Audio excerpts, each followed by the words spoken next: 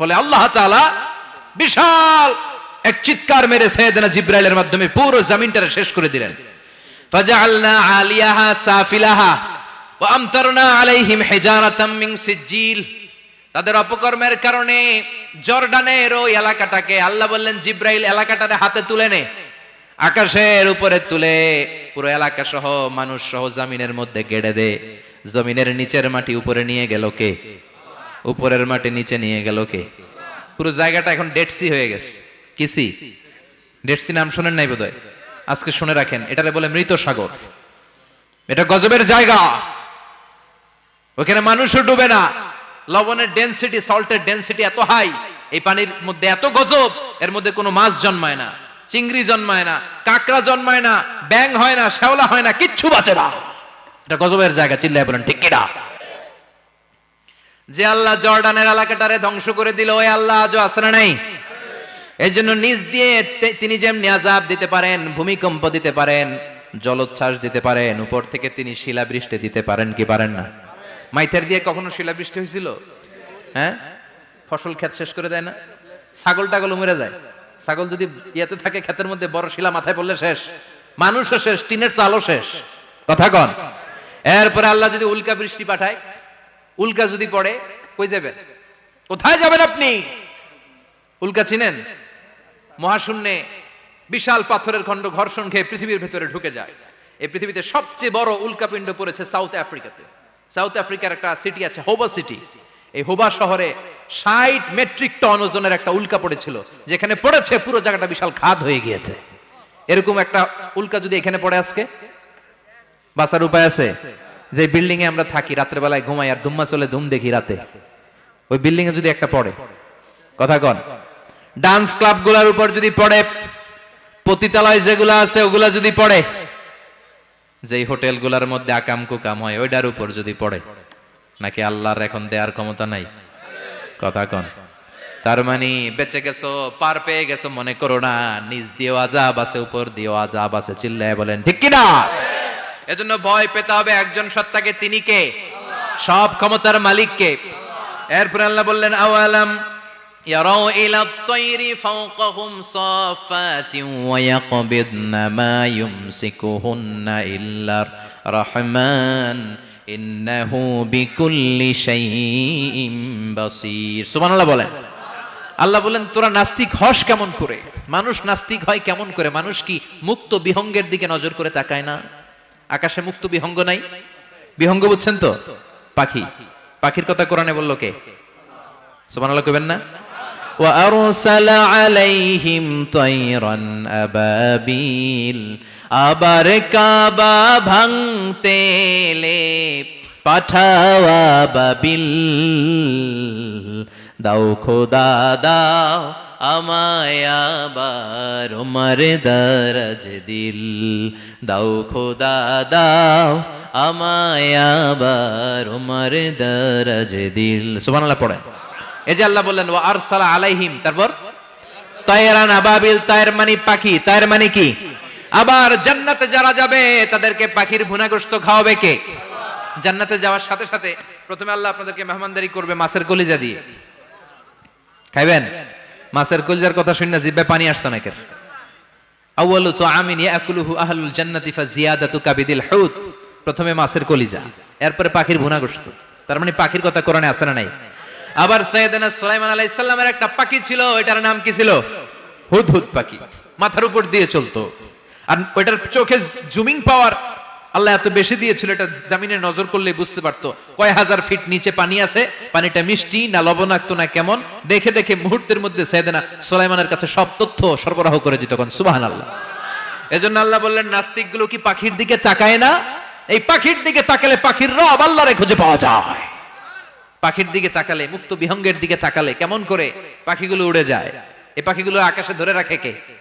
মা ইউমসিকুহুন্না ইল্লার রাহমান। ওই রহমান ছাড়া কেউ পাখিগুলোর শূন্যে ধরে রাখতে পারে না। কত শত আয়াতে যে আল্লাহ পাখির কথা বলেছেন হিসাব নাই। কত ধরনের পাখি যে আল্লাহ বানিয়েছেন কোনো হিসাব নাই। আপনারা ঘরে জিওগ্রাফিক্যাল চ্যানেলগুলো দেখেন? হ্যাঁ, না জি বাংলা দেখেন?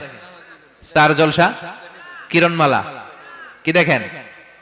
জিওগ্রাফিক্যাল চ্যানেল দেখবেন, ওখানে দেখবেন একটা পাখি আল্লাহ তৈরি করেছে, পৃথিবীর সবচেয়ে ছোট পাখি, নাম হলো হামিং বার্ড। কি নাম? The smallest bird ever in the world, সবচেয়ে ছোট। এটা প্রাপ্তবয়স্কে 3 থেকে 5 ইঞ্চি লম্বা হয়। এটার পূর্ণ যৌবন এটা লম্বা কতদূর? 3 থেকে 5 ইঞ্চি। এটা প্রতি সেকেন্ডে ডানা ঝাপটাতে পারে 80 বার। কয়বার? আমাদের ডানা আছে না 2টা, আপনি আপনার ডানা 1 সেকেন্ডে কয়বার ঝাপটাতে পারবেন? হ্যাঁ, আমি ঝাপটাইলাম, কয়টা হয়েছে 1 সেকেন্ডে? হ্যাঁ, 3টা 4টা ঝাপটা দিতেই আমার সেকেন্ড শেষ। কিন্তু এই পাখিটা প্রতি সেকেন্ডে তার 2 পাখা ঝাপটায় কয়বার? পৃথিবীর সব পাখি সামনে ওড়ে, তো এই পাখি সামনে যেমনি ওড়ে, এট দ্য সেম টাইম এই পাখি পিছনের দিকে উঠতে পারে। সুবহানাল্লাহ, বাড়িতে যায় বললেন। ইউরোপের আল্পস পর্বতমালায় গুগল করবেন যে আজকে গুগলে লিখবেন যে আলপিন সুইফট একটা পাখি আছে। এই পাখিটা একবার যখন শূন্যে উড়াল দেয়, উড়ন্ত অবস্থায় এটা আকাশে 6 মাস থাকতে পারে। আকাশের মেঘের আপ থেকে পানি খায়, শূন্যে ভেসে বেড়ানো পোকামাকড় ধরে খেয়ে বেঁচে থাকে। 6 মাস পরে একবার জমিনে ল্যান্ড করে, নামে কয়েকদিন থেকে আবার উড়াল মারে, আবার উড়াল মারলে আবার 6 মাস। আলপিন সুইফট। আরেকটা পাখি আছে, অদ্ভুত পাখি, নাম হোমা বার্ড। এই হোমা বার্ড উড়ন্ত অবস্থায় ডিম পেড়ে দেয়, আর ওই ডিমটা জমিনে পড়ার আগেই মাঝখানে ডিম ফেটে বাচ্চা বেরোয়, বাচ্চা উঠতে শুরু করে দেয়। এই পাখিগুলোর কথা কোরআনে আছে না নাই? এজন্য আল্লাহ বললেন, আওয়ালাম ইয়ারাউ ইলাত তায়রি ফাওকাহুম সাফাতিন ওয়া ইয়াকবিদনা মা ইউমসিকুহুন্না ইল্লার রাহমান ইন্নাহু বিকুল্লি শাইইন বাসীর। আল্লাহ বললেন, নাস্তিকগুলো কি পাখির দিকে নজর করে তাকায় না? পাখির দিকে নজর করে যদি তাকায়, তখন পাখির রব আল্লাহরে খুঁজে পাবে। চিল্লায় বলেন ঠিক কিনা? পাখিকে আরবিতে বলে তয়ের। সবাই বলেন, পাখির আরবি কি? বিমানের আরবিও তয়ের। পাখি আরবি যা, বিমান আরবিও। এই পাখি নিয়ে গবেষণা করে বিমান বানাইছে। সুবহানাল্লাহ কইবেন না? আমরা বানাই নাই, আমরা তো খোঁচাখুচিতে ব্যস্ত, আমরা আছি ফতুয়া নিয়ে ব্যস্ত। তুই 20 কারণে কাফের, তোর চাচা 90 কারণে কাফের। তোর চাচা মরলে যেই জায়গায় কবর দেয়া হবে, ওই কবরের মাটির উপরে যে ঘাস উঠবে, ওই ঘাস যে গরু খাবে, ওই গরুর দুধ যে খাবে, ও কাফের। আছে না নাই? খালি কাফের ফতুয়া দেয় ব্যস্ত। আমরা ফতুয়া নিয়ে রইলাম, আর ওরা সব আবিষ্কার করে ফেললো। উইলবার রাইট আর অরভিল রাইট, এই 2 ভাই 1903 সালে এই বিমান আবিষ্কার করেছে, এই আয়াতের উপর গবেষণা করে। আওয়ালাম ইয়ারাউ ইলাত তায়র, ওরা কি পাখি নিয়ে ভাবে না? আমাদের তো ভাবার সময় নেই, আমরা আছি মদ নিয়ে আর নারী নিয়ে আর জুয়াবাজি নিয়ে। চিল্লায় বলেন ঠিক কিনা? এমন অনেক মন্ত্রীদের হোটেল আছে যেখানে পতিতালয়ের আড্ডাখানা। চিল্লায় বলো ঠিক কিনা? মুসলমান রাজ মদ আর নারী নিয়ে ব্যস্ত, আর ইহুদি খ্রিস্টানরা আমাদের সব ঐতিহ্যকে ধারণ করেছে। উইলবার রাইট অরভিল রাইট গবেষণা শুরু করে দিল। পাহাড়ে শুয়ে শুয়ে 2 ভাই খালি পাখির ছবি আঁকে, কেমনে পাখিগুলো ডানা ঝাপটা মেরে ওঠে, কেমনে নামে। গবেষণা করতে করতে করতে প্লেন বানায় ফেললো 1903 সালে। আজ থেকে 100 বছর আগের স্টোরি শোনাচ্ছি আপনাদের। তখনকার বিমান এখনকার বিমানের মতো ছিল না। আপনি দেখবেন যে শুরুতে বিমান কেমন ছিল। শুরুতে ভাঙ্গাচুরা 2টা পাখা নিয়ে একটু উড়ে আবার ধপাস করে পড়ে, কিন্তু আশা হারায় নাই, আবার উড়ে ধপাস করে পড়ে। আমেরিকাতে সুবিধা করতে পারেনি। ফ্রান্সের এক কিং তাদেরকে ডোনেট করেছে বিপুল অঙ্কের টাকা দিয়ে। তারা প্রথম ফ্রান্সের একটা শহর থেকে আরেকটা শহরে পৃথিবীর প্রথম প্যাসেঞ্জার প্লেন নিরাপদে ল্যান্ড করেছে। মানুষের উড়ার স্বপ্ন সফল হতে শুরু করলো। এখন বিভিন্ন ধরনের বিমান একটার পর একটা শুরু হয়েছে। এই পৃথিবীর সবচাইতে দ্রুতগামী যে বিমানটা আগে ছিল, নাম ছিল কনকর্ড, যাত্রীবাহী বিমান। এটার পরে এখন একটা বাইরে হয়েছে বোম সুপারসনিক। কি নাম? Bomb supersonic. এত স্পিডে চলে, এই মাত্র দেখলেন এদিকে, এরপর দেখবেন নাই ওইদিকে। সুবহানাল্লাহ পড়ে। কি বিশাল বিশাল ডবল ডেকার গুলো নিয়ে শূন্যে উড়াল দেয়। এয়ার বোয়িং A380 বর্তমান পৃথিবীতে সবচেয়ে বড় প্যাসেঞ্জার বিমান। কার্গো বিমান তো এগুলোর 7-8 ডবল বড় হয়। I am talking about the passenger plane A380। 525 জন যাত্রী নিয়ে এটা শূন্যে উড়াল দেয়। 525 জন যাত্রী, কেবিন ক্রু, পাইলট, বিমানের ওজন, খাবার দাবারের ওজন, ফুয়েলের ওজন, 525 জনের লাগেজ টাগেজের ওজন, এই সব নিয়ে শূন্যে উড়াল দেয়। সুবহানাল্লাহ কইবেন না? এই বিমান আবিষ্কারের আগ পর্যন্ত গোটা বিশ্বব্যাপী সব দেশে দেশে ছিল সেনাবাহিনী আর নৌবাহিনী। বিমান আবিষ্কার হওয়ার সাথে সাথেই শুরু হয়ে গেল বিমান বাহিনী, এয়ারফোর্স, মিলিটারি। এখন বোম সুপারসনিক বানায়, এখন ড্রোন হামলা করে, এখন মিসাইল হামলা করে, এখন স্যাটেলাইট পাঠায়। আমরাও পাঠাইছি। কি নাম? Bangabandhu satellite, we launching the Bangabandhu satellite channel last year.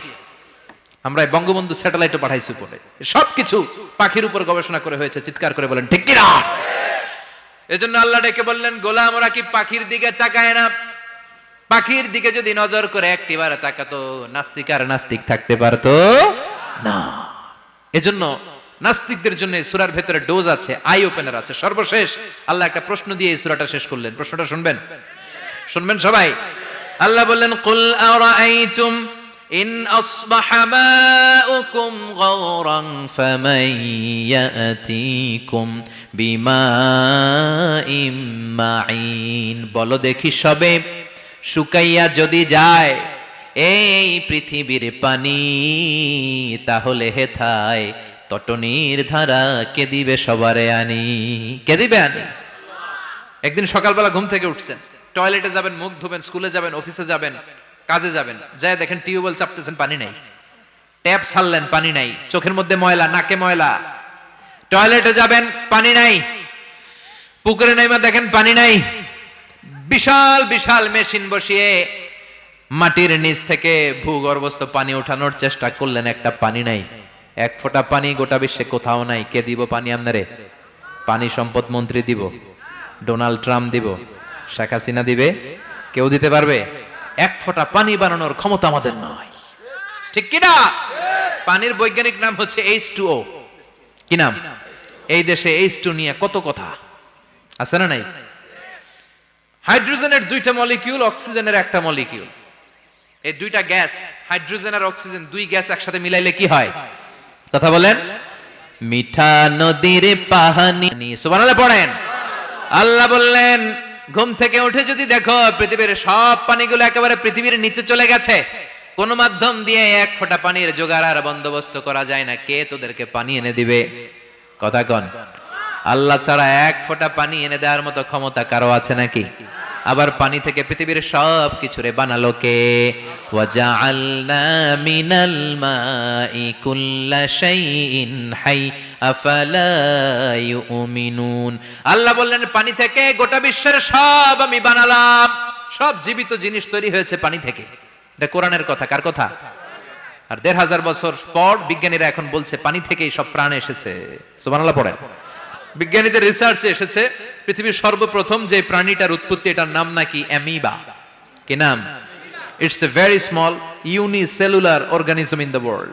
এককোষী শৈবাল অ্যামিবা এসেছে পানি থেকে, ওদের কথা।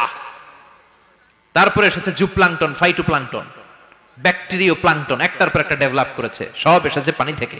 পানি নাই তো কিচ্ছু নাই। পানি হচ্ছে প্রাণের ব্লুপ্রিন্ট। চিল্লায় বলেন ঠিক কিনা? পানির মধ্যে সব প্রাণের অস্তিত্ব রেখে দিয়েছে কে? আবার ফলের মধ্যে আল্লাহ পানি দিয়ে বললেন, আন্না সাবাবনাল মাআ সাব্বা। যেখানে যতটুকু পানির দরকার, রসের দরকার, সব রস দিল কে? ক্ষীরার ভিতরে পানি আছে না নাই?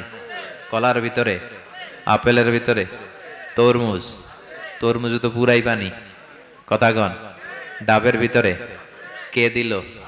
নাকি আমনে বানাইছেন? কেউ বানাতে পারে? এই পানিগুলো দিল কে?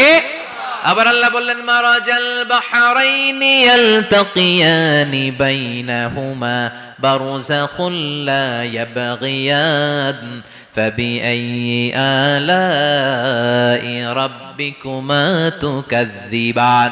দুই দিকে সাগর বয়ে যায়, একদিকে এলো না পানি, একদিকে মিঠা পানি, একসাথে সাগরটা বয়ে যায়, কিন্তু মাঝখানে এমন ব্লকেজ, একটার পানি আর একটার সাথে মিশে না, আটকায় রাখলো কে? দেখছেন আপনারা কোথাও এটা? কই দেখছিলেন? গোয়ালন্দ, বুড়িগঙ্গার এখানে একসাথে পানি বয়ে যায়, এই জায়গায় পানি, এই জায়গায় পানি মিলে না, মিশে না। দাউদকান্দির এখানেও আছে, মিশে না। এর কারণ এই পাশের পানি, এটা ডেনসিটি হাই, বেশি ঘন, এটা ডেনসিটি লো, এটা পাতলা, এটা টেম্পারেচার হাই, এটা টেম্পারেচার কম, এটা লবণ বেশি, এটা লবণ কম, দুইটা দুই পানি একসাথে বয়ে যায়, একটার সাথে আরেকটা মিশে না। এই কারিগরটা কে? চিল্লায় বলতে হবে কে? সেজন্য আল্লাহ বললেন, গোলাম পানি দিয়ে আমি বানালাম, পানি ছাড়া বাঁচবি না। এজন্য সব জায়গায় পানির ব্যবস্থা করে দিয়েছে কে? আবার বেশি পানি হলেও মরার ব্যবস্থা আছে না নাই? সাইয়েদনা নূহ আলাইহিস সালামের কওমকে বন্যা দিয়ে ধ্বংস করেছে কে? এজন্য পানি চাইবো কার কাছে? কথা কন। আল্লাহ মেঘ দে পানি দে ছায়া দে রে তুই, আল্লাহ মেঘ দে। সবাই পড়েন না, আল্লাহ মেঘ দে পানি দে ছায়া দে রে তুই, আল্লাহ মেঘ দে। দেয়ার মালিক একজন, তিনি কে? চাইতে হবে কার কাছে? সব ক্ষমতার মালিক কে? নাকি আমরা? আমরা ক্ষমতার মালিক আর জীবনে কোনোদিন বলবেন? মানুষ সকল ক্ষমতার উৎস, এই কথা কোনোদিন বলা যাবে? সকল ক্ষমতার একচ্ছত্র নিরঙ্কুশ মালিকানা একজনের, চিৎকার করে বলতে হবে তিনি কে? বিপদে আপদে সবসময় আমরা তার কাছে চাইবো, তার কাছে ফিরবো। আল্লাহ আমাদের সবাইকে কথাগুলো বুঝে আরো আমল করার তৌফিক দান করুন। আরো জোরে পড়েন আমিন। যতগুলো কথা বললাম কোরআন সুন্নাহর আলোকে বলেছি, বানিয়ে কিছু বলি নাই। তারপরেও আমার মনের অজান্তে কোনো মিস ইনফরমেশন যদি আমার মুখ ফসকে বেরিয়ে যায়, সেগুলো যেন আল্লাহ তাআলা আপনাদের স্মৃতিপট থেকে মুছে দেয়। পড়েন আমিন। সত্য সুন্দর হকের পক্ষে যা বললাম তার সব যেন আল্লাহ আমাদের সবাইকে আমলের তৌফিক দান করে। আমরা পড়ি আমিন, আল্লাহুম্মা আমিন।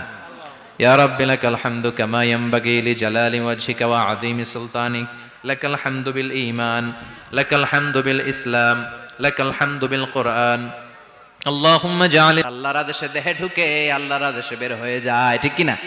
এই যে ছোট্ট বাচ্চাটার দেহের ভিতরে যে রূহ ঢুকলো, কে দিল? আল্লাহ। 120 দিনের আগে মানব শিশুর দেহের ভিতরে কিন্তু রুহের ফুৎকার হয় না। সহিহ বুখারীর বর্ণনা 40 40 40, 3 40-এ কত? কথা বলেন।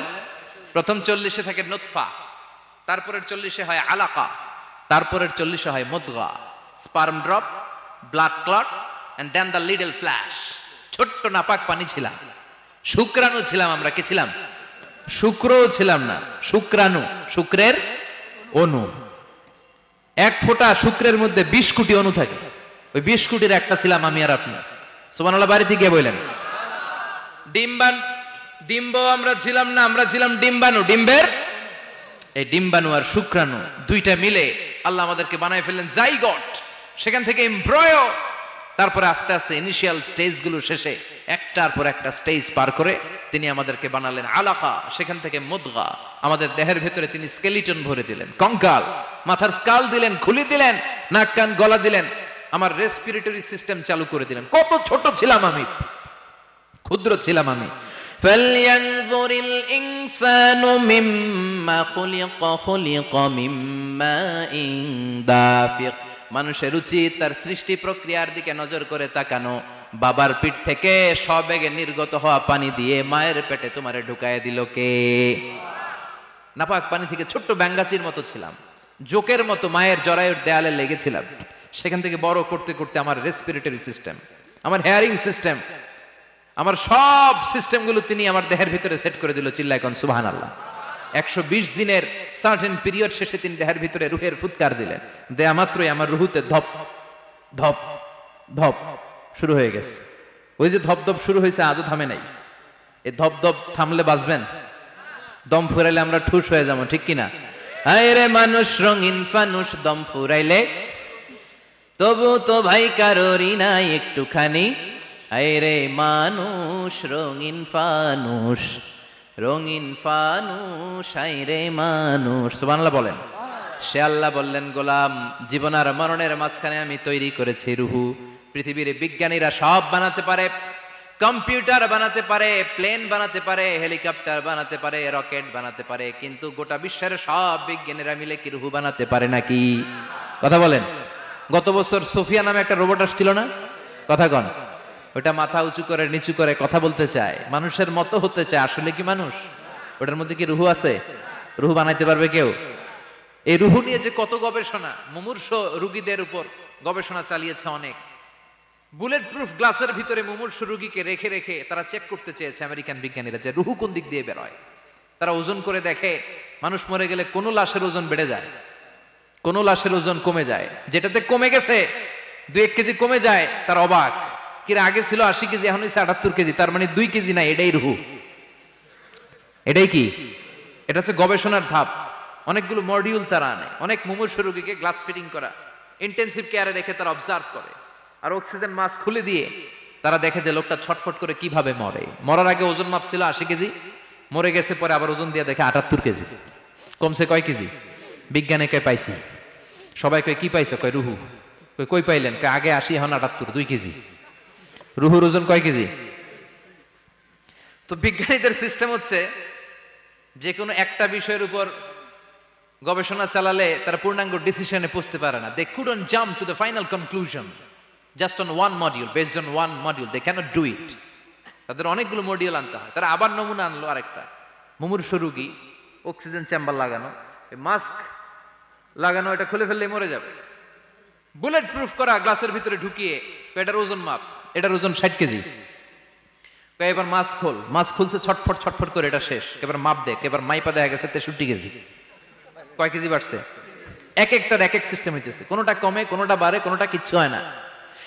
সবাই কয় তাইলে আপনি রুহু পাইলেন কই? আগেরটা কম ছিল, মনে করছিলেন 2 কেজি কমছে, ওইটাই রুহু, এখন 3 কেজি বাইরে গেছে, মিলাইবেন কি দিয়া? কথা কন। আল্লাহ ডেকে বলে, গোলাম কিয়ামত পর্যন্ত একটার পর একটা মুমূর্ষু রোগীকে বুলেট প্রুফ গ্লাসের ভেতরে ঢুকাতে পারবি, গবেষণা করতে পারবি, মাগার রুহু খুঁজে পাবি না। চিল্লায় বলেন ঠিক কিনা? কারণ এই রুহুর মালিক কে? সে আল্লাহ বললেন, আল্লাযী খালাকাল মাউতা ওয়াল হায়াতা লিয়াবলুয়াকুম আইয়ুকুম আহসানু আমালা। জীবন আর মৃত্যু বানালাম তোমাদেরকে পরীক্ষা করার জন্য। পরীক্ষা আছে না নাই? গোটা দুনিয়াটাই পরীক্ষা। আল্লাহ যারে পছন্দ করে বেশি তার পরীক্ষাও। আসাদুন নাসি বালাআন আল আম্বিয়া। এই পৃথিবীতে আল্লাহ সবচেয়ে বেশি বালা মুসিবত দিয়ে পরীক্ষা করেছেন নবীদের। কারণ নবীরা আল্লাহর কাছে কম প্রিয় না বেশি প্রিয়? যেহেতু প্রিয় বেশি, পরীক্ষাও। এজন্য মুমিনের উপর যদি পরীক্ষা আসে, মুমিনের উপর যদি অত্যাচার আসে, মুমিনের উপর যদি ধৈর্যের পরীক্ষা আসে, জেল জরিমানা আসে, মুমিন ওইটারে ভয় পায় না। মুমিন ভয় পায় একজনকে। চিল্লায় বলেন তিনি কে? কারণ আল্লাহর ঘোষণা, ওয়ালা তাহিনু ওয়ালা তাহজানু। ঘোষণাটা কার? ভয় নাই, তোদের চিন্তা নাই। আনতুমুল আ'লাউনা ইন কুনতুম মুমিনিন। তোমরাই বিজয়ী হবা যদি মুমিন হও, যদি মুমিন হও। এজন্য ধৈর্যের পরীক্ষা দিতে হবে, আল্লাহর উপর তাওয়াক্কুল করতে হবে, অত্যাচার আর জুলুম আল্লাহর নামে সহ্য করে যেতে হবে। চিল্লায় বলেন ঠিক কিনা? কারণ মুসলিমের সাথে আল্লাহ থাকে। মুসলিমের বদদুয়াকে বিশ্বনবী ভয় করতে বলেছেন, কারণ মুসলিমের বদদুয়ার মাঝে আর আল্লাহর মাঝে পর্দা থাকে। যারা দুনিয়ার বুকে জুলুম করে তাদেরকে ক্ষমতার মসনদ থেকে নামিয়ে দেয় কে? আর যারা মজলুম হয়, যাদের রক্ত দিয়ে জমিন ভেজে, তাদেরকে জমিনের ক্ষমতা দিয়ে দেয় কে? আর যারা রক্ত ঝরায়, ইতিহাস বলে তারা শেষ পর্যন্ত প্রাণ আর জান নিয়ে পালাবার জায়গাটা পায় না। চিল্লায় বলেন ঠিক কিনা? এজন্য মুমিন খুব ভালো করে জানে, রাত্রি যত গভীর হয়, সুবহে সাদিকের সময় কাছে আসতে থাকে। গর্ভবতী নারীর পেটের জ্বালা যন্ত্রণা, ব্যথার পেইন যত বাড়ে, নতুন মেহমান আগমনের সময় কাছে আসতে থাকে। তেমনি ইসলামের পক্ষের শক্তির উপর যদি অত্যাচার, অনাচার, স্টিম রোলার বেড়ে যায়, এটা প্রমাণ করে ইসলামের বিজয়ের সময় কাছে আসতে শুরু করেছে। চিল্লায় বলো ঠিক কিনা? এজন্য রাব্বুল আলামিন ডেকে বলেন, গোলাম লিয়াবলুয়াকুম আইয়ুকুম আহসানু আমালা। কে ভালো আমল করো, কে খারাপ আমল করো, এজন্য আমি জীবন মরণ তৈরি করেছি। চিল্লায় কোন ঠিক কিনা? এরপর আল্লাহ বললেন, ওয়ালাকাদ যায়্যানাস সামাআদ দুনিয়া বিমাসাবিহা ওয়া জাআলনাহা রুজুমান লিশ-শায়াতিন। সুবহানাল্লাহ বলেন। ওয়ালাকাদ যায়্যানাস সামাআদ দুনিয়া। মাইকম্যান কোথায়? সাউন্ডটা বাড়াও। এত দুর্বল কেন তোমার সাউন্ড? মনে হচ্ছে আমি মাইক ছাড়া কথা বলছি। সাউন্ডটাকে স্ট্রং করো। ওয়ালাকাদ যায়্যানাস সামাআদ দুনিয়া। I have beautified the closer sky with candles, with light and stars. আল্লাহ বললেন, আমি দুনিয়ার আকাশকে তারা দিয়ে সুশোভিত করেছি। আকাশে তারা আছে না নাই? এগুলো এমনি এমনি হয়েছে না? তৈরি করছে কে? বিশ্বাস হয়? কোনো সন্দেহ আছে? এখন তো লাইটিং ফাইটিং এর যুগে তারার যে কি সৌন্দর্য আমরা বুঝি না। আমরা যখন ছোটবেলা গ্রামে যেতাম, রাতের বেলা তারার মেলা, কি সুন্দর, একটার চেয়ে একটা সুন্দর। শুকতারা, ধ্রুব তারা, সপ্তর্ষিমণ্ডল, 7টা তারার একটা চেইন আছে, চেনেন এগুলো? কি সুন্দর তারা! এগুলো তৈরি করে রেখেছে কে? প্রথম আকাশের মহাশূন্যকে আল্লাহ এই তারকা দিয়ে বিউটিফাই করেছেন। It's a candle. আল্লাহ সাজিয়ে রেখেছেন। আমরা খালি চোখে যেটা দেখি এটা কিন্তু আকাশ না, এটা প্রথম আকাশ নয়। প্রথম আকাশ যে কত দূরে আমেরিকার নাসার বিজ্ঞানীরাও জানে না। খালি চোখে আমরা যা দেখি এটা প্রথম আকাশের মহাশূন্য। এর অনেক অনেক অনেক উপরে প্রথম আকাশ। এরপরে দ্বিতীয় আকাশের মহাশূন্যের স্তর শুরু, এরপরে দ্বিতীয় আকাশ, তারপরে তৃতীয় আকাশের মহাশূন্যের স্তর শুরু, তারপরে তৃতীয় আকাশ, একটার চেয়ে আরেকটা বড়। প্রথম আকাশের চেয়ে দ্বিতীয় আকাশ কত বড় বলি, আপনার হাতের আংটিটা যদি সাহারা মরুভূমিতে আপনি ছুঁড়ে ফেলে দেন, পুরো মরুভূমির তুলনায় আংটি যত ছোট, আল্লাহর দ্বিতীয় আসমানের তুলনায় আল্লাহর প্রথম আসমানটা ঠিক তত ছোট। একটার চেয়ে একটা বড়, একটার চেয়ে একটা বড়। সূর্য দেখে আমরা অবাক হয়ে যাই, 9,30,00,000 মাইল দূরে। এই পৃথিবীর চেয়ে 13 লক্ষ গুণ বড়। এটার সানশাইন, আলো আসতে পৃথিবীতে 8 মিনিট 18 সেকেন্ড লেগে যায়। আমরা মনে করছি সূর্যই বড়। আমরা বসে আছি মাইথার দিয়াতে, তাই না? এই জায়গাটার নাম কি? মাইথার দিয়া। কি খালি এতটুকু প্যান্ডেলের সমান? কত বড় মাইথার দিয়া! এই পুরো মাইথার দিয়া কোন থানায় পড়ছে? দাউদকান্দি। দাউদকান্দি হচ্ছে কুমিল্লার 16টা থানার একটা, ঠিক কিনা? 16 থানা মিলে কুমিল্লার একটা জেলা। এরকম কয়টা জেলা আছে? 64 জেলা। এই 64 জেলা মিলে আমাদের সুজলা সুফলা শস্য শ্যামলা ডিজিটাল বাংলাদেশ। কথা কন। আর বাংলাদেশ হচ্ছে পৃথিবীর সবচাইতে বড় দেশ। হ্যাঁ, 64 জেলা, এরপরে ছোট। যাদের অ্যাটলাস ম্যাপ নিয়ে যাদের ধারণা আছে তারা দেখবেন বাংলাদেশ এই শব্দটা লেখার জায়গাও আমরা পাই না। মানচিত্রে বাংলাদেশ শব্দটা লেখার জায়গা পায় না। বিআরএ উঠে যায় ইন্ডিয়ার উপর, আর ডিএসএইচ উঠে যায় আবার ইন্ডিয়ার উপর। মাঝখানের দুইটা অক্ষর বাংলাদেশের উপরে পড়ে। চিল্লায় বলেন ঠিক কিনা? কত ছোট দেশ। পাশের ইন্ডিয়া 20-25 গুণ বড়। ইউরোপ আমেরিকার অনেক দেশ আছে, আমেরিকায় বাংলাদেশের চেয়ে শতগুণ বড়। কানাডা কয়েকশো গুণ বড়, রাশিয়া কয়েকশো গুণ বড়। এরকম প্রায় 200 দেশ নিয়ে পৃথিবীর স্থলভাগ, আর 70% হচ্ছে শুধু পানি। এই সব মিলে আমাদের এই পৃথিবী। আর এত বড় পৃথিবীর চেয়েও নাকি সূর্য 13 লক্ষ গুণ বড়। তার মানে সূর্যই বড় না, সূর্যের চেয়ে অনেক বড় তারা আছে। সূর্যের পরে পৃথিবীর সবচেয়ে কাছের যে তারা বা স্টার, ওটার নাম হচ্ছে প্রক্সিমা সেন্ট্রাই। নাম কি? প্রক্সিমা সেন্ট্রাই। এরপরে আলফা সেন্ট্রাই এ, আলফা সেন্ট্রাই বি, ইটা ক্যারিনা, বেটেলজিউস, এরকম একটার পর একটা তারা। যেই সূর্য পৃথিবীর চেয়ে 13 লক্ষ গুণ বড়, বেটেলজিউস নামে একটা তারা আছে, ওটা সূর্যের চেয়ে 33 কোটি গুণ বড়। তার মানে কি বেটেলজিউসই সবচেয়ে বড় না? ছোট্ট একটা তারা। এই বেটেলজিউসটা খেয়ে ফেলাইতে পারে এরকম 1000 কোটি গুণ বড় সাইজের তারা আছে না নাই? এরকম কয়েক বিলিয়ন তারা নিয়ে আমাদের গ্যালাক্সি গঠিত। আমাদের গ্যালাক্সি, এটার নাম মিল্কি ওয়ে। এটার নাম কি? আমাদের গ্যালাক্সি। এই গ্যালাক্সিতে আমাদের অবস্থান। এরকম কত হাজার কোটি গ্যালাক্সি আছে আমেরিকার নাসার বিজ্ঞানীরাও জানে না। আমাদের গ্যালাক্সির সবচেয়ে কাছের যে গ্যালাক্সি, ওই গ্যালাক্সিটার নাম হচ্ছে অ্যান্ড্রোমেডা। কি নাম? অ্যান্ড্রোমেডা। আমাদের গ্যালাক্সি থেকে কেউ যদি কাছের গ্যালাক্সি অ্যান্ড্রোমেডাতে যেতে চায়, তার 2.5 মিলিয়ন লাইট ইয়ার্স সময় লেগে যাবে। কথাটা কঠিন হয়ে গেছে, আমি ভেঙে বলি, তারপরে সুবহানাল্লাহ কইবেন। আমাদের গ্যালাক্সির নাম মিল্কি ওয়ে। মিল্কি ওয়ে থেকে যদি কেউ অ্যান্ড্রোমেডাতে যেতে যায়, কত সময় লাগবে? 2.5 million light year. Light year মানে আলোকবর্ষ। আলোর গতিতে যদি ছোটা যায়, 2.5 মিলিয়ন মানে হচ্ছে প্রায় 25 লক্ষ।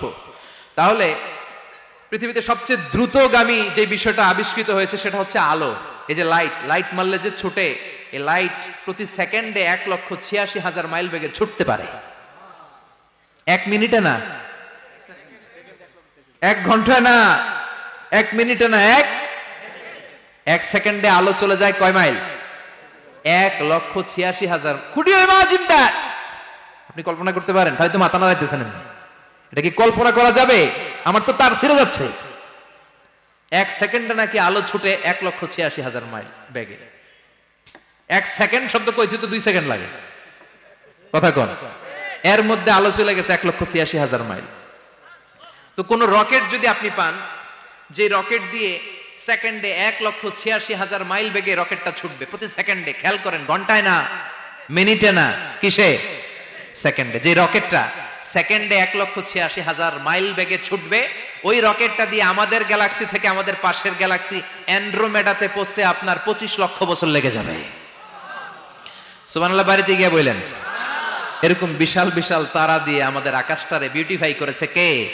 এজন্য আল্লাহ বললেন, ওয়ালাকাদ যায়্যানাস সামাআদ দুনিয়া বিমাসাবিহা ওয়া জাআলনাহা রুজুমান লিশ-শায়াতিন। আমি এই দুনিয়ার আকাশটারে সুন্দর সুন্দর তারকারাজি লাইটের মতো সেটিং করে সুশোভিত করেছি। আবার এই তারকা দিয়ে আমি শয়তানদেরকে প্রহারও করেছি। সুবহানাল্লাহ। শয়তানদেরকে আল্লাহ তারা মেরে আঘাত করে। সুবহানাল্লাহ বলে।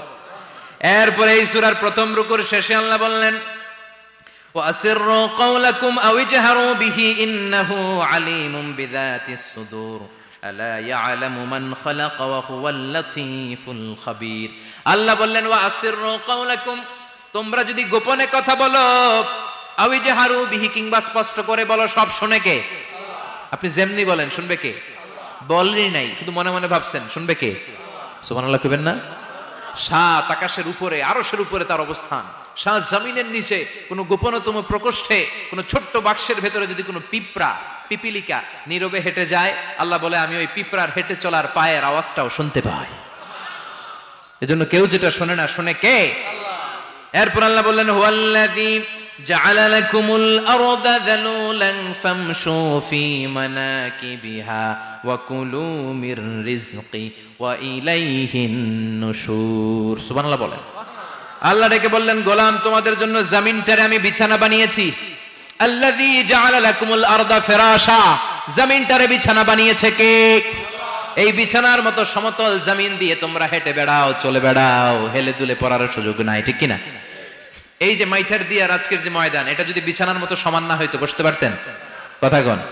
এই ময়দানের প্যান্ডেলের এদিক দিয়া উঁচা, এদিক দিয়া গর্ত, এদিক দিয়া নিচা, এদিক দিয়া খাড়া, কেমন হইতো? কথা কন। কেউ আমারে দেখতো, কেউ দেখতো না, কেউ দাঁড়াইয়া, কেউ বইসা, আছে না নাই? কিন্তু জমিনটারে সমতল বানালো কে? আপনি যদি বিমান থেকে যদি আপনি দেখেন, বিমানের গ্লাস দিয়ে, জানলা দিয়ে যদি আপনি নিচের দিকে তাকান, আপনি দেখবেন মনে হবে পুরো জমিনটাকে আল্লাহ সবুজ কার্পেট দিয়ে কার্পেটিং করে রেখেছে।